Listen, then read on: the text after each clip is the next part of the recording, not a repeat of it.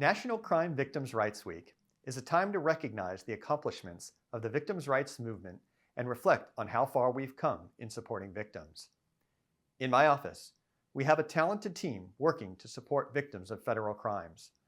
These professionals walk alongside victims throughout the entirety of a prosecution to ensure they are informed, connected, and respected. In 2004, Congress passed the Federal Crime Victims' Rights Act, solidifying our commitment to supporting victims and laying out what federal victims of crimes are entitled to. These are their rights. The right to be reasonably protected from the accused. The right to reasonable and accurate and timely notice of any public court proceeding involving the crime or any release or escape of the accused.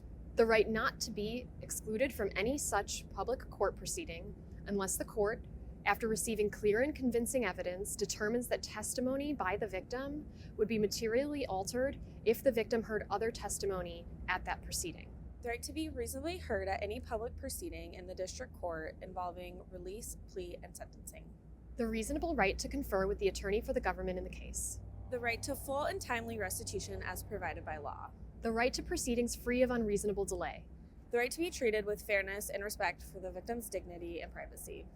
The right to be informed in a timely manner of any plea bargain or deferred prosecution agreement. The right to be informed of the rights under this Act and the services described in the Victims' Rights and Restitution Act.